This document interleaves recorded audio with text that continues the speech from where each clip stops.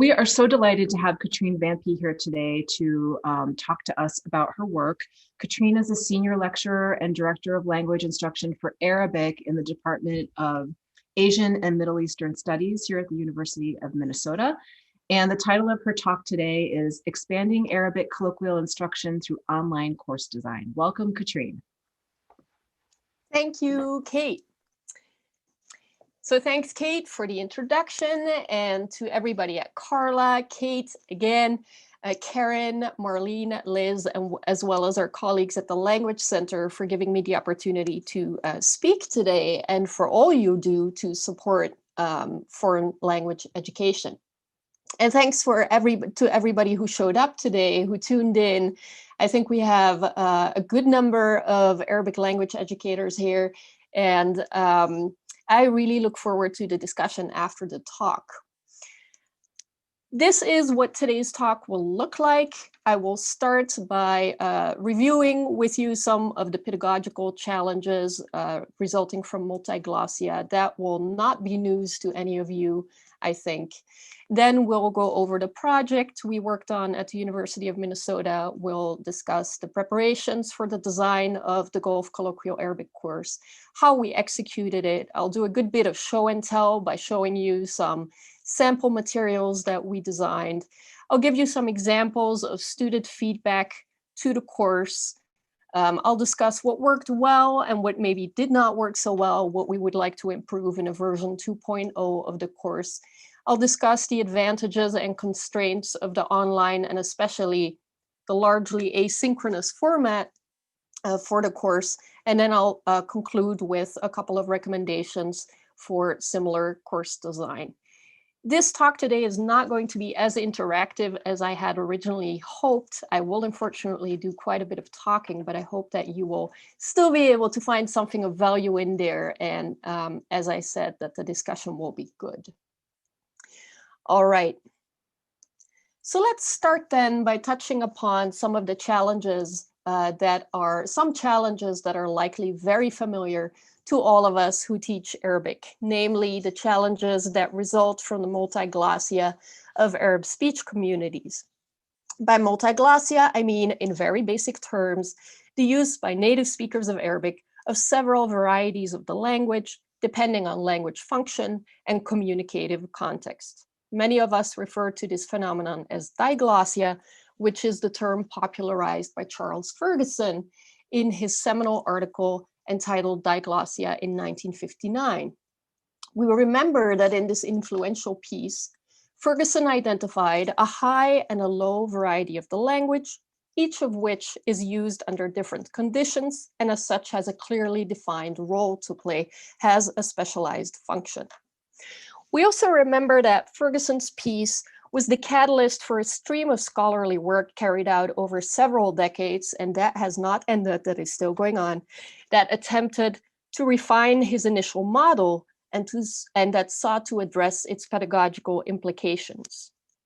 In recognition of the important work on this subject by scholars like Said Badawi, Dil Parkinson, Karen Riding, Benjamin Harry, and others, the list goes on, David Wilmson, John Isley, Rasha Soliman, Emma Trentman, and so many others, all of whom have contributed to the refinement of Ferguson's diglossia model. I prefer, in fact, to use Harry's term multiglossia, just to foreground the fact that we are dealing with a continuum rather than a binary of Arabic language varieties, and that these varieties really don't have rigid boundaries, but rather, as some have called them, fuzzy ones. The linguistic reality of the Arabic-speaking world is one in which native speakers, in any communicative situation, move along this continuum and calibrate their language to suit their communicative context. It is well known that this multiglossia creates challenges for learners and teachers of Arabic alike, as well as for curriculum designers and for those who lead Arabic programs.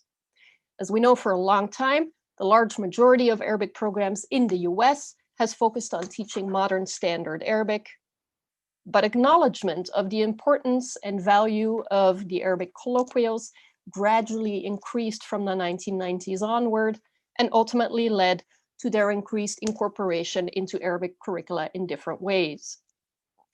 Some of the questions surrounding the relationship of modern standard Arabic, that is MSA, and colloquials, so some of the questions, in other words, related to multiglossia, that Arabic language programs grapple with are, do we teach MSA? Do we teach colloquials, or both? If we teach both, do we start them both at the same time from the beginner's one level? Or how do we sequence this? Will we teach them separately, MSA in one class, colloquial in other classes, or mixed during the same class period? Which colloquial or colloquials shall we teach? And if we teach colloquial in separate classes, how are we going to go about that? The choices that Arabic programs make are informed by a number of factors that include the program's best assessment of student interests and needs. Connected to this, the goals that the program has set for itself, manpower / woman power, people power, that is the number of instructors and assistants in the program, the expertise or colloquial background of the instructors and assistants in the program, and let's not forget language ideology, our beliefs about the various Arabic language varieties. And this language ideology plays a role, of course, in determining which textbooks we favor, which approaches to teaching we favor, etc. Today, Arabic language programs in the US vary between offering exclusively modern standard Arabic, offering both modern standard Arabic and one or maybe two colloquials, either within the same program but in separate classrooms, or in the same classroom along the lines of the integrated approach that El-Batal and Brustad favor, or Munthar Yunus, for example. Then in very limited cases, we'll find a program that offers exclusively a colloquial. Our ideas about the Arabic language continuum have fueled debates in our field for decades, and they can get us riled up. A great many Q&As following talks about teaching Arabic as a foreign language have morphed for moments or minutes or in their entirety into a forum where strongly held views about the matter are propounded and defended with passion. But for those of us who make decisions about what Arabic to teach in our programs, our dearly held views and our ideal scenarios are often constricted by very practical limitations. For example, if you're a program of one, that is, if you're the sole Arabic instructor in your college, or you have an Arabic program with 2 or 3 instructors, very often the only feasible option for you in terms of teaching colloquial might be to offer the colloquial that your instructors speak. If you've identified a need in your program to deliver an additional colloquial, textbooks for instruction in that colloquial may not be great, or they simply may not be at all. As we know from many colloquials, there still are no textbooks. So if we teach colloquial Arabic, we often teach only Egyptian Arabic or Levantine, deciding for ourselves if we want that to be Syrian, Jordanian, Palestinian, or Lebanese. Or we teach both Egyptian and Levantine, and that is then often the very best we can do. The Arabic programs in our nation that are able to offer instruction in colloquial beyond these dialects, that teach, for example, Iraqi Arabic, Sudanese, Gulf Arabic, they are extremely few. They exist, but they're not many. We have the Middlebury Summer Arabic School, the Defense Language Institute, the Foreign Service Institute. I believe also at Yale, some different colloquials have been offered. But again, there's not many of these programs in the US. The rationale for teaching Egyptian and or Levantine Arabic makes perfect sense. People all over the Arabic-speaking world will understand you in these colloquials. And as such, regardless where you travel in the Arab world, they will help you sound more natural than if you were to address everybody in modern standard Arabic. So this is a return on investment rationale, an economic argument. If you study these colloquials, you'll be able to make good use of them. And that is a very good starting point when it comes to colloquial instruction. Also at the University of Minnesota, we developed a course in Egyptian Arabic and then added one in Jordanian Arabic. And this is, again, a good place to start. On the other hand, Offering only Egyptian Arabic or only Levantine Arabic or even both still leaves the spoken Arabic and many cultural practices, products, and perspectives of so many communities in the Arabic-speaking world ignored and invisible. We have centered, between quotation marks, our curricula in the sense that what students usually get exposed to are the linguistic realities and the cultural practices, products, and perspectives of places like Cairo and Amman. There is an erasure at work here. Now, what I'm advocating for is, of course, not for us to stop teaching Egyptian and Levantine Arabic. To the contrary, these colloquials are very useful, they're important, and they're also beautiful. But can we go further? Can we work on adding instruction in additional colloquials, despite the limitations that we so often face in terms of staffing, textbook materials, and so on? So my goal is ultimately to make our Arabic curriculum more inclusive and more respectful, you could say, of the rich diversity of the Arabic-speaking world through the addition of colloquials within the limitations that we face. What I want to suggest today is that online course design, especially collaborative online course design, may be able to help us. What I'd like to do now is share our experience here at the University of Minnesota with the design and delivery of a largely online course that we created in Gulf Colloquial Arabic, Khaliji Arabic. I should add, by the way, that the course was designed in the summer of 2019, and the pilot of the course delivered that fall before any of us had ever heard of something called COVID-19. Of course, by now, all of us basically are online educators. This course preceded our current experience. Why did we create this course? I was really looking to kill 2 or even 3 birds with one stone. On the one hand, with the online format, we sought to address a very practical challenge, enabling students who for various reasons can't make it to our in-person courses to still continue their studies of Arabic. I was thinking here of students who have scheduling conflicts, of those dealing with family situations that don't allow them to make it to a regular in-person class, students with disabilities also who don't do very well in a highly interactive, fast-paced in-person class. Simultaneously, I was looking to cater to the interests and needs of our students, undergrads and graduate students who have a specific interest in the Arabian Peninsula region, whether for research or because they plan to move there and so on. So those were the more practical motives for the design of the course. Underlying these practical motives was also my desire to enrich our curriculum by bringing into greater focus an area of the Arabic-speaking world that in our most widely used Arabic textbooks is often completely ignored, and that is the Arabian Peninsula. So the idea was decentering the curriculum by making it more inclusive, adding a colloquial that way. The plan for the course started off as follows. It would be a course set up to be 2 credits worth, averaging about 6 hours a week total for the students. So we started small, really.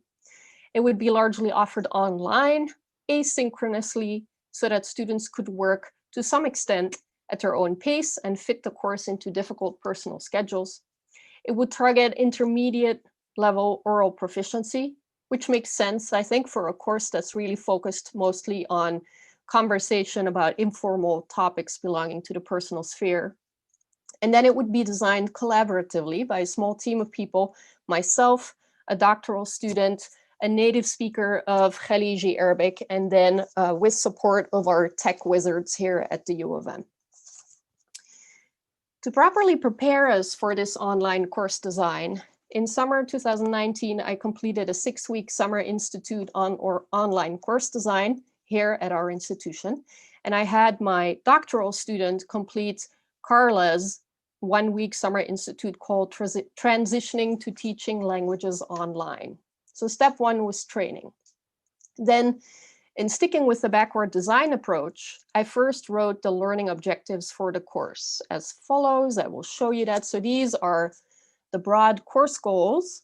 And as you can see, they break down into a more linguistically focused goal and a more culturally focused goal. So we have to be able to converse with ease and confidence, producing sentence to paragraph length utterances, informal conversations, topics pertaining to the domestic and informal sphere. So you can see how this is really intermediate level proficiency. And then also to demonstrate an understanding of and familiarity with the cultural practices, products, perspectives of the Arabian Peninsula region. Let's see if we can get to the detailed learning objectives in the syllabus. Here comes the course syllabus.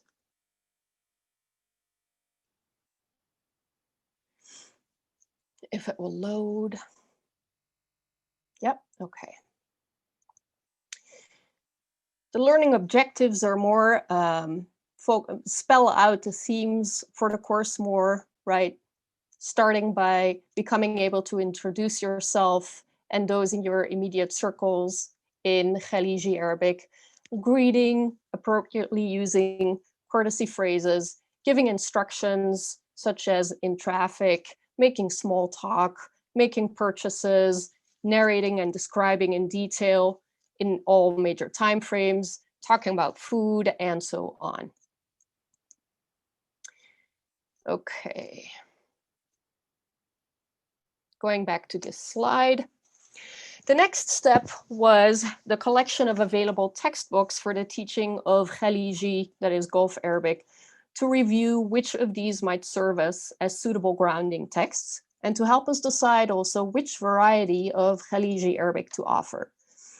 The text that we reviewed, you can see here in the images. They included Clive Hall's Colloquial Arabic of the Gulf, Margaret Nidell's text on Saudi Arabic, a number of works, the primary author of which is Nasser Islim, his Ramsa book, which is a very recent publication from last year, which is an introduction to Emirati dialect.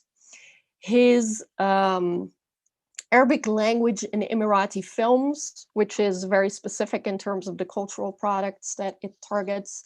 His glossary, if you will, Yalla Narmis, is really like a word list or a glossary of about 2,000 Emirati words and expressions. And we even tossed in a small booklet that we found on Amazon called Learn Kuwaiti by Tony and Isra, an entirely non-academic work, but we wanted to look at all the textbooks that we could find. For the review, we let ourselves be guided by a number of questions and try to assess to what extent these books could help us achieve the objectives of the course that I had written. For the practical reason that we had access to the largest number of resources from the UAE, and I would be able to work with a student assistant, a native speaker from the UAE, we decided that from module 3 of the course onward, we would focus on Emirati Arabic. We also felt that for a variety of different reasons, whether that was perhaps some issues with structure and sequencing, or too much English, or not so many meaningful activities, none of the books that we reviewed would serve as the core textbook for the course. Rather, we felt that we could look at Ramsa and the Yalla Narmis works by Nasser Islim and his colleagues for inspiration, and that we would be building our units primarily with materials of our own design. And I'm going to discuss these materials in a minute. Then I identified what acceptable evidence of mastery of these course objectives would be. In other words, I developed our assessment model and the total grade breakdown for the course. Since the ability to converse easily and with confidence about a range of informal topics was a primary objective, our assessment model included a final oral exam, as well as grades assigned for participation in the conversation hours and completion of our many speaking activities. As the second major objective for the course revolved around cultural practices, I designed a final project that involved the translation by each student of 2 songs in Khaliji Arabic. Upon completion, we would then post the students' translations on the website lyricstranslate.com to ensure that this project had a meaningful real-world application. The students started working on the translations of these songs in week 7 of the semester. They produced drafts, they peer reviewed the drafts for each other's and then edited them before their final submission. Let's see if we can get to the grading criteria and the rubric for this project. Here it is. You can see detailed steps written out in terms of what to submit by when. Here are the grading criteria for the project. So we're looking at the quality of the translation, how accurate are the translations, how idiomatic is the English rendering, the thoughtfulness put into the translation, into the peer review, time management, and then here is the rubric for the project. Again, looking at translation quality, thoughtfulness put into the work, peer review, time management. Okay.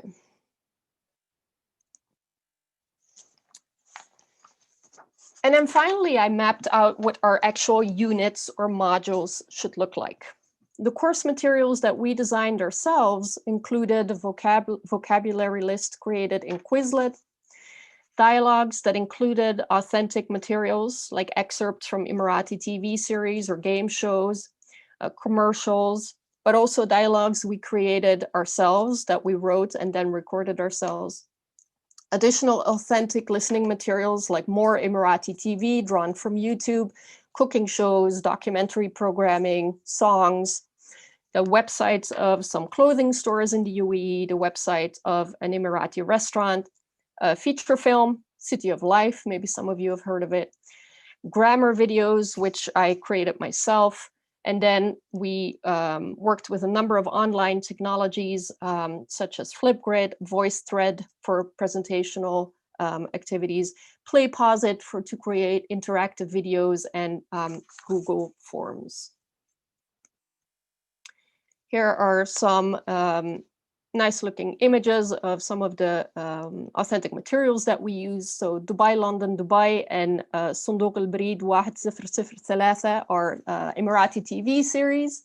City of Life is the feature film I mentioned. We've got some animated cartoons, lots of material pulled from YouTube, a map of Abu Dhabi to help us practice how to give directions and so on.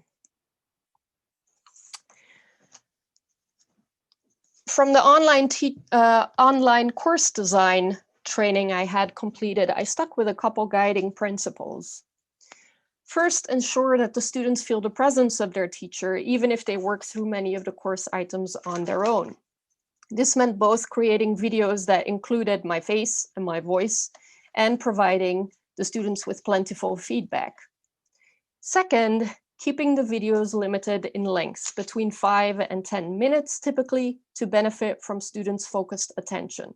That meant creating a larger number of videos, each of which then revolved around one short topic. Third, creating frequent opportunities for the students to give feedback on the content of the course. This became a weekly component of the course. Fourth, varying the activities and the formative assessment methods, as our different students would likely favor different online technologies, and that indeed was the case. And then finally, I committed to being flexible enough during the semester that if an online technology just simply didn't resonate with the students, I would find an alternative for it, and that too was important. To start the course in Canvas, our learning management system, I relied heavily on the modules feature in Canvas and then incorporated a number of fixed items into the module or the unit for each week. And I have our tech people at Lattice to thank for this good advice. So we first started with an overview page for the week, then a weekly overview video that often contained my acknowledgement of some of the good things that the students did. That included comments on mistakes they made, those kinds of things. As I mentioned, a feedback quiz at the end of every week that could be completed anonymously and that was graded for completion only.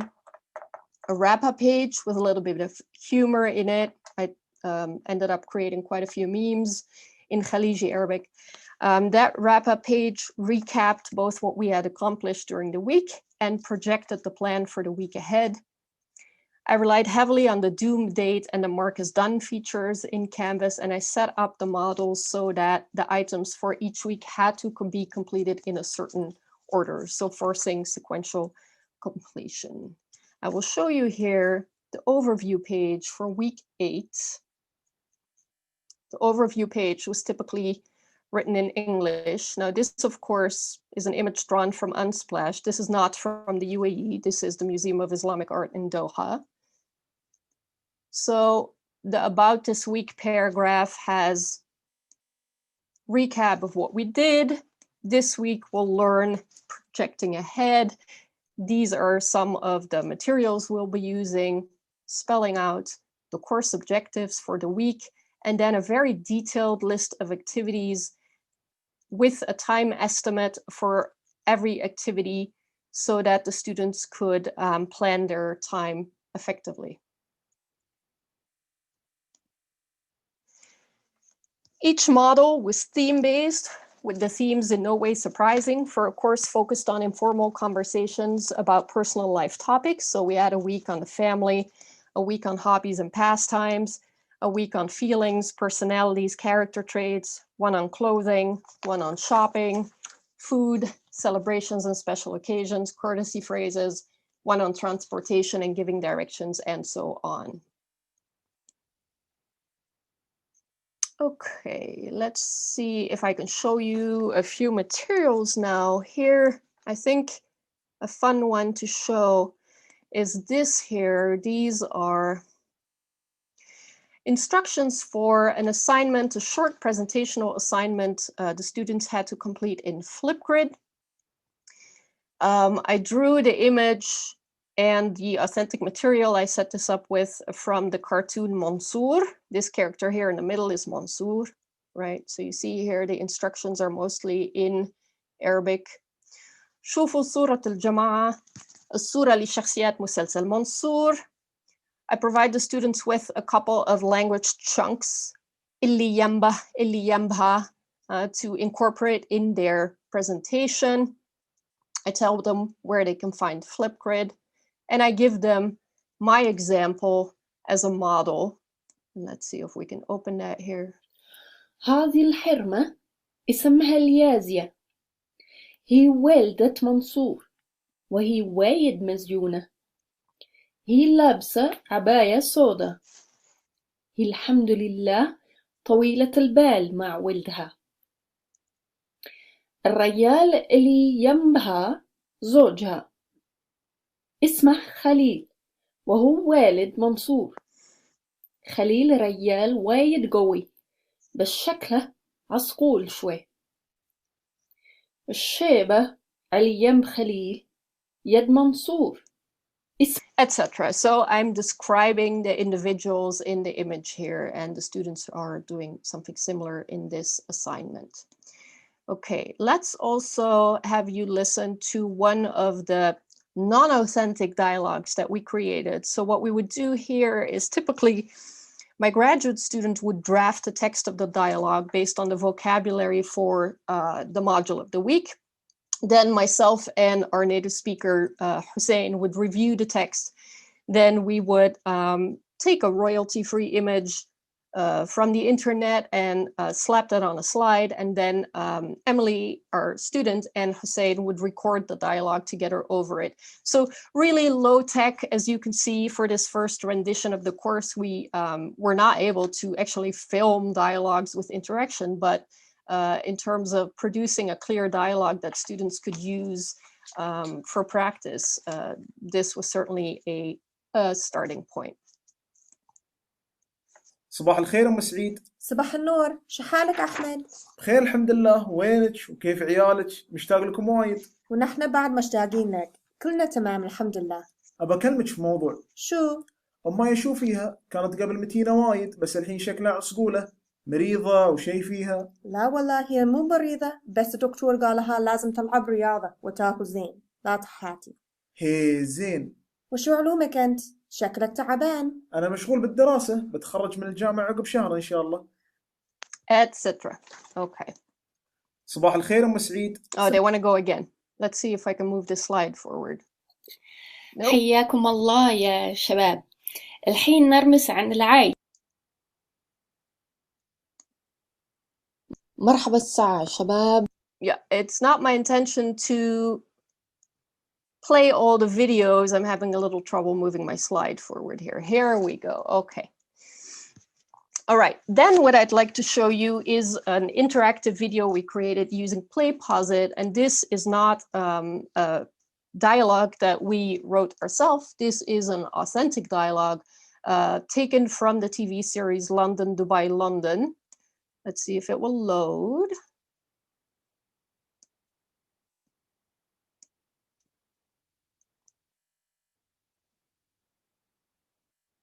Yep, here we go. So the way these things in PlayPosit work is you insert questions in the middle of the video and the students can't move on until they've responded to the question.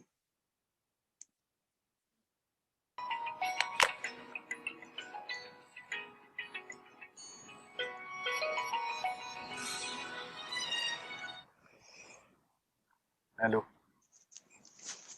عليكم السلام ورحمة. هلا اليازو شلونك؟ So here then appears a question. كيف يسأل سلطان عن حالة اليازية? And so then they have to write شلونك. This is an Emirati TV series, but if I'm not mistaken, the actor is Kuwaiti, so I said شلونك. بخير عساك بخير. طمني على صحة عمي. إن شاء الله بخير. فضل الله سبحانه وتعالى بخير الحمد لله. سامحنا عاد يا أخويا. تونا درينا بالخبر. So here's a question about what Eliazia says here, تونا درينا بالخبر. And I'm using that part of the video to then create a next module item about this grammar item to that you can use to indicate recent completion of an action. So here they had to simply guess the meaning, since this is the first time they encountered to. والله غصينا وما عرفنا شو نسوي. فيكم الخير. Here the students fill in والله غسينا ما عرفنا شو نسوي. خير. اشكرين وما قصرتوا. الحمد لله على سلامتك. Etc. Okay, so these are some samples of the work that we created. Let's now take a look at some of the student feedback on the weekly modules. So the way I would write the feedback questions was typically pretty targeted as a statement, an affirmative statement that they could respond to with yes, no, or partially, but they had to explain their response. So in this case, the question was material offered, return sufficiently in the content of the subsequent weeks for me to keep solidifying my mastery of it. So students say, yes, I think there's a consistent resurfacing of vocab. I would prefer more individual comments on the voice recordings. Even though each week has a different focus, I feel the vocab comes up frequently enough. So this kind of feedback is very useful for me. Here's another one. So here I list the various activity types that we've created and then ask them to assess what they found most useful. Many of them say submission of voice recordings. You can see how they prefer different online technologies, VoiceThread versus Flipgrid, etc. Here is a end of semester bit of feedback from one of the students who really enjoyed the class. And so in this student's case, they wouldn't have been able to take a regular in-person class that was on the schedule for a number of hours each week. So this student points to the difficulty of or the constraint basically of not being able to get feedback in the moment, whether it is them wanting to ask a basic question about an activity they're completing or getting an immediate correction from me in the moment to what they're saying. They also say, I definitely think this class should require instructor approval because the online setting is not for everybody. What they mean with that here is the asynchronous setting, which requires a lot of independent work. So what worked well, in my view? The weekly modules, structuring the course in weekly modules in Canvas and forcing the students to complete the activities in sequential order, that definitely worked very well. The overview videos to ensure that students felt that I was looking at their work, that I was seeing their work, to have an opportunity to praise what they did well, to also build in feedback, all worked well, but every single one of those took several hours to complete. So that was certainly very labor intensive, and also was something that could not be produced prior to the start of the class. If it was going to incorporate feedback on how the students did, they had to be done every weekend, right? Feedback recorded using audio and video worked very well, as did creating vocab lists in Quizlet. But I think it is important that you take an extra minute to record the audio for all the Arabic words in Quizlet. That definitely makes the lists more useful for students than if there's no audio there. And that takes very little time. What didn't necessarily work well included the Slack messaging channel. I had set that up at the beginning of the semester as a way for students to exchange messages with each other about the course or not about the course, to build community basically. But I found that the students preferred to just write to me and each other over email. So this technology seemed kind of redundant. Play Pause It, which I just showed you, caused the students quite a bit of frustration.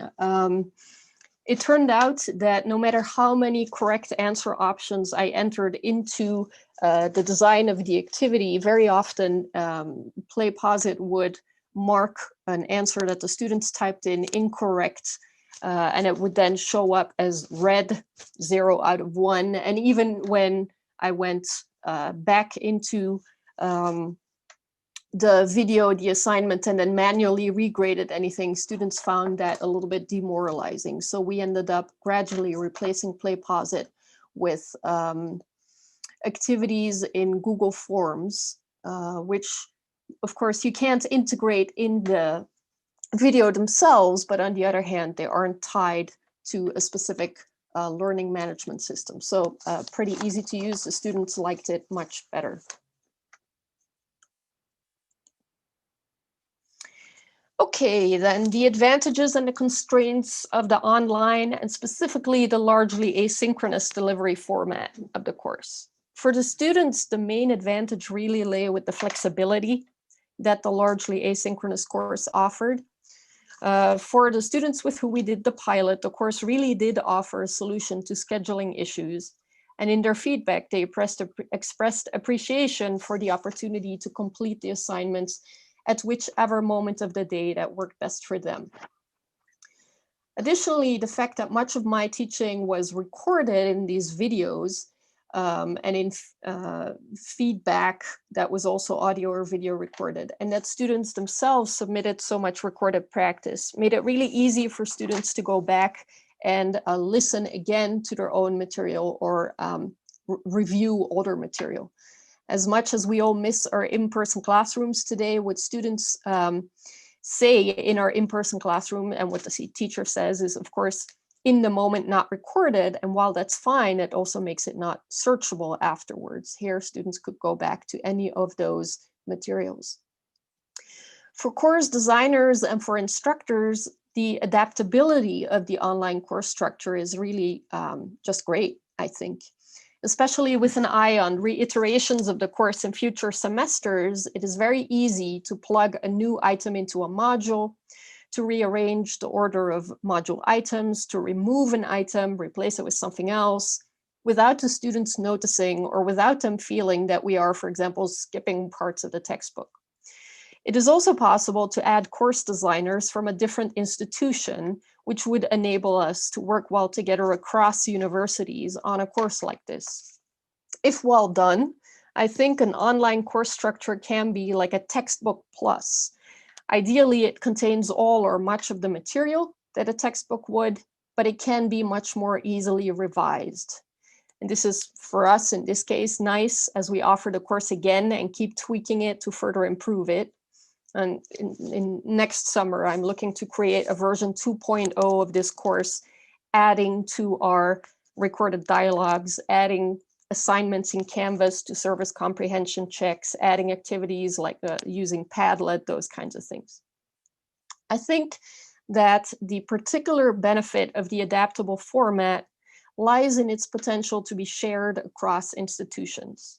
If, for example, we can license our course materials with a Creative Commons license, and thank you to Dan Sonneson for the idea, we could then share the course skeleton or course materials to enable colleagues at other institutions to deliver the course while customizing it with materials of their own design.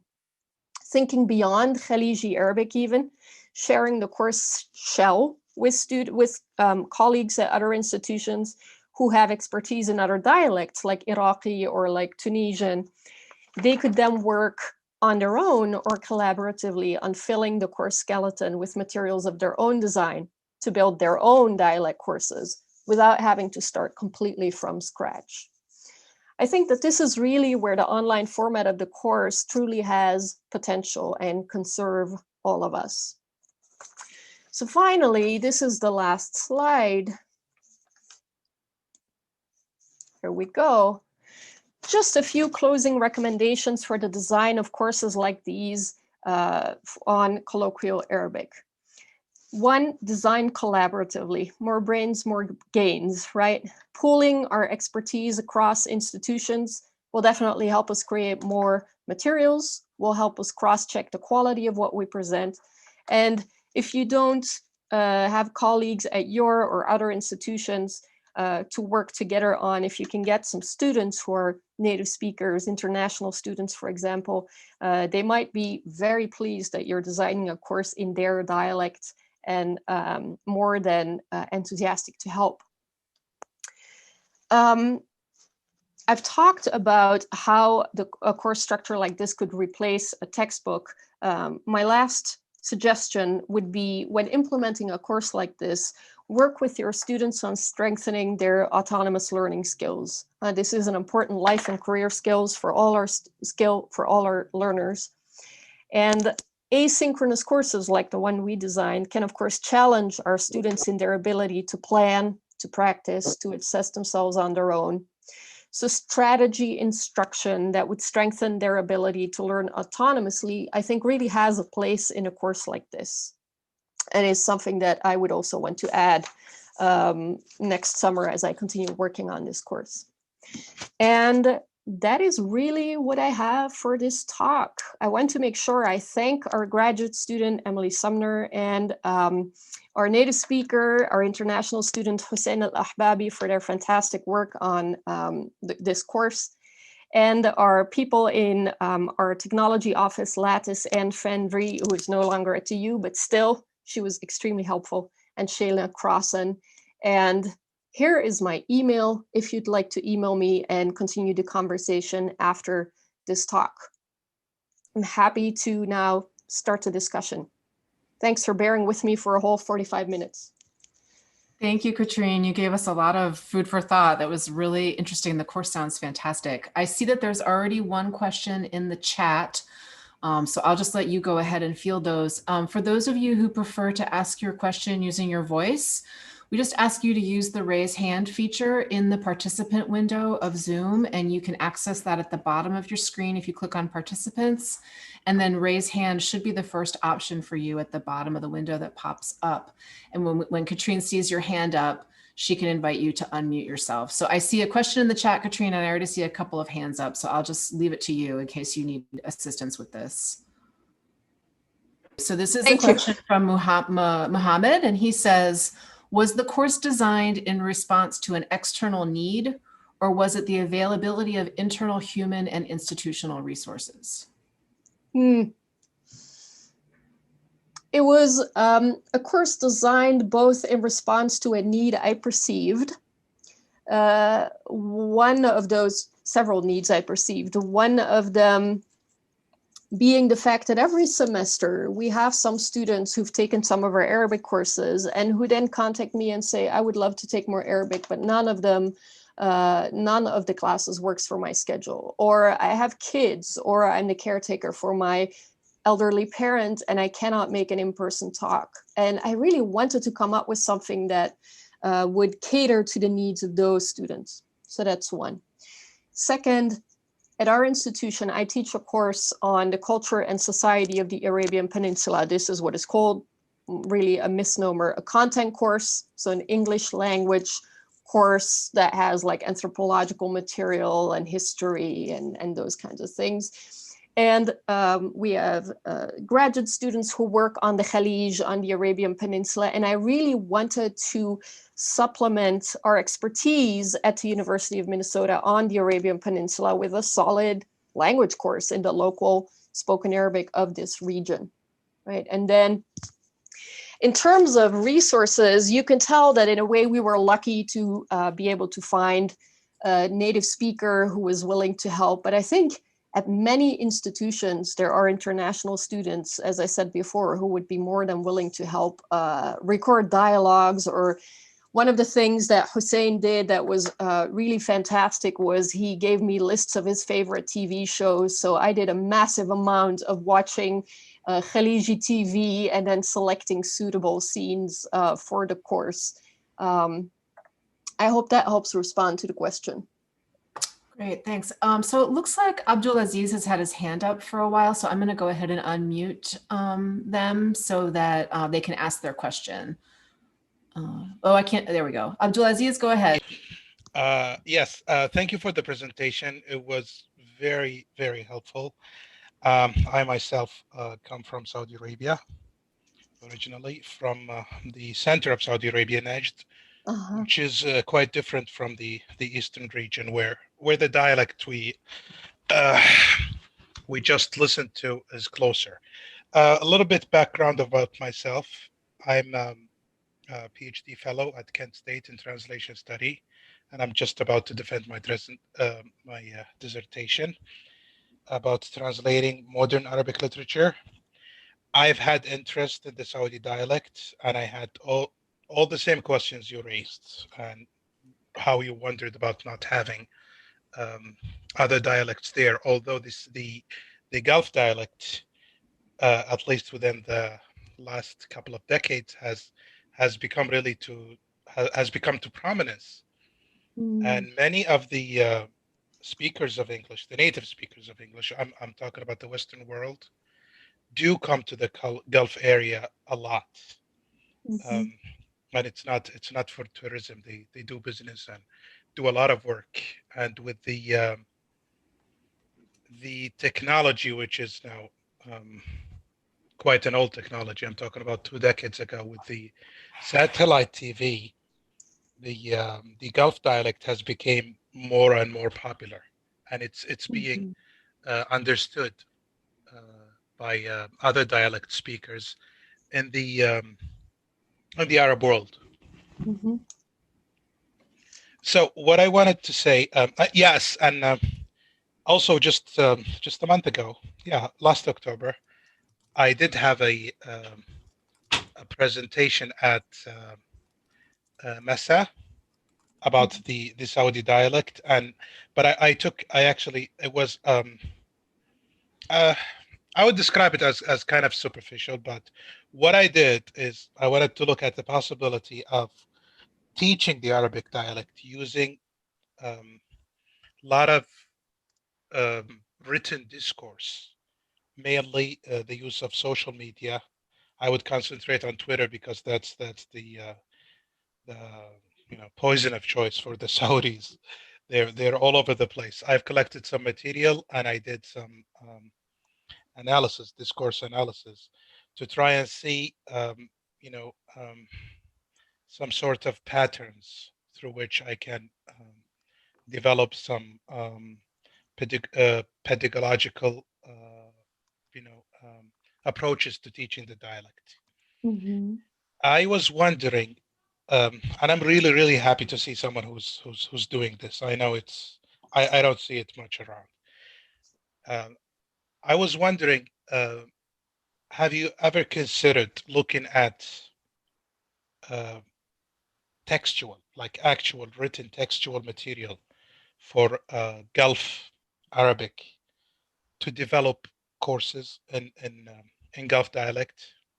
I'm sorry about all the introduction, but I had to provide a little bit of background of why we need this dialect much.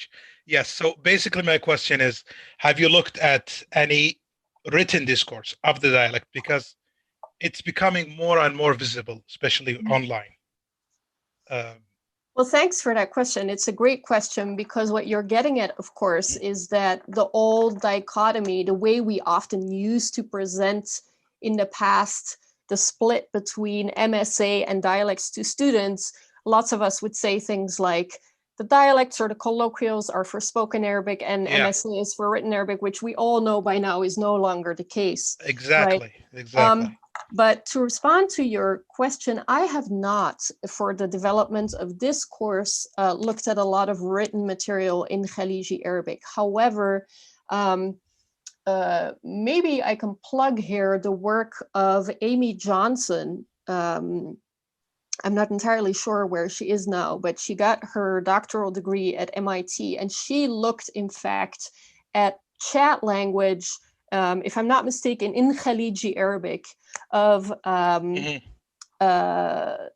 informal chat language, and did research on that. So perhaps her work could be of interest to you. Yes, yes. I'm sorry. Could you say the name again? Amy Johnson. Amy Johnson. Okay. Yeah. So Katrina, we have one quick question in the chat. I think this is just a yes or no question for you. Are students required to know modern standard Arabic prior to enrolling in the course? Great question. So the way we have set this up is we require 2 semesters of MSA, so beginners 1 and beginners 2. I would say if you wanted to customize a course like this, that wouldn't necessarily have to be the case, but what we're definitely not doing in this course is learning the alphabet and learning the basics of how to write. That we expect that the students already know. Okay. And a related question is, was there a summative speaking test at the end of the course? Yes, indeed. There was a final oral exam, and students had an opportunity for that to practice during their conversation sessions, to practice a number of mock prompts. But then the oral exam was with me. It was about 25 minutes. So each of them individually engaging with me in Khaliji Arabic. Okay, perfect. So there's a question, a hand raised. Kamale has their hand raised. Thank you so much. Kamal, can you hear me? Kamal, sorry, yeah. Yeah. Well, thank you so much. First, I would like to applaud Minnesota University for the phenomenon and promising online dialect speaking, projects. Just, I have a quick comments. I would make sure to be very brief. You spoke about the dialect inclusion, but I heard zero mention of the Maghrebi dialects. Does Minnesota perceive this dialect as a non-Arabic basic dialect? Not at all. Especially that now we are seeing that the world of teaching and learning assessments is gearing toward multilingual competency, multilingual inclusion of all the dialects.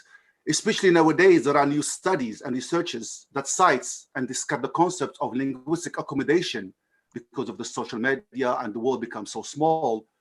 Accommodation between the Maghrebi dialect and other dominant Arabic dialects. Is it something that you are looking into in the future, or just there is no interest? And thank you.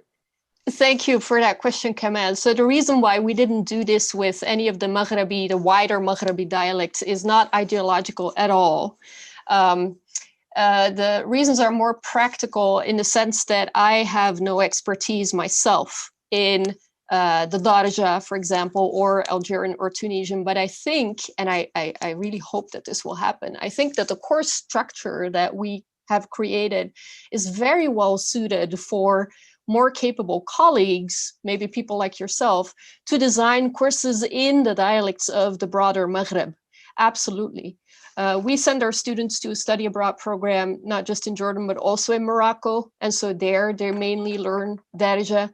As I said, I myself do not have enough expertise to develop a course in Maghrebi, but I would hope to see similar courses like this in not just Maghrebi Darija, but Tunisian, Algerian, Libyan.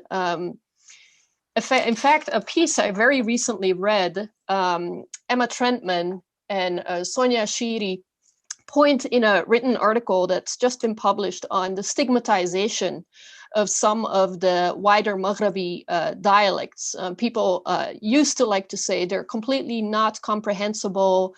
I've been guilty in the past of saying things to my students like, if you study Darija in Morocco, you can mostly only learn it there. But the fact of the matter is that while Darija is very different from some of the more Eastern colloquials, we can still understand quite a bit of it, and practice makes perfect, right? So I definitely think that we need courses like these in the various dialects of Shamal Africa, of North Africa.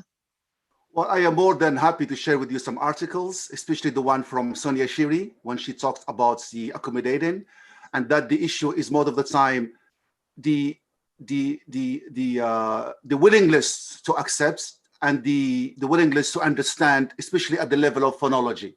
And if I know some people from Palestine who moved to live in Marrakesh, after 1 month, they are fluent in Moroccan Arabic, and they start taking away that stigma that they had in the past, that Moroccan Arabic is not mutually intelligible with other dialects. Thank you so much. Absolutely, thank you. So we are at 1 o'clock, which is the official end time for this talk. Rasha, I see that your hand is raised, so I want to invite you to stick around after we end the talk, and you can speak one-on-one with Katrine, but I do want to allow people to leave if they need to. I also know that there are a number of questions in the chat that we didn't have time to respond to, so I invite you all to email Katrine to ask those questions. Hopefully she won't mind. Her email is right there on the screen. But one, just a concluding thought, Katrine, or concluding question. Somebody has asked about how folks might be able to see the structure of your course, of your Canvas course site, and I wonder if you're able to share that at all publicly. So the plan for us is to make some further improvement to the course next summer. And then if we can get it under a Creative Commons license, then I would be able to share it, I think, through Canvas Commons. That at least would be useful for those institutions who use Canvas as their learning management system. And I had a very interesting discussion just yesterday with the director of our language center, Dan Sonneson, who said, well, you might be able to design some of the materials for the course in a learning management neutral platform, or put some of the materials for the course in Moodle, for which you don't need an institutional subscription to use it. So perhaps there are questions to think through in terms of how you can transfer the course content from one learning management system to another. But there should be some ways to do that ultimately. Okay. Well, so we ask you to keep your eyes peeled then, and if we're able to do that as a Creative Commons license, or Katrine is able to do that as a Creative Commons license, keep a lookout for that on Canvas Commons. And we want to thank you all for coming today. We want to thank Katrine for such a wonderfully engaging talk. And again, I apologize that we couldn't get to all of your questions. We did record this presentation, and the recording will be available on the CARLA website. Marlene has put the link in the chat for those of you who are interested. And again, Rasha, we invite you to stick around as people are exiting the meeting so that you can ask Katrine your question. And in fact, you can go ahead and take the floor now if you want to. And thank you again, everybody, for coming. Have a great day. Thank you.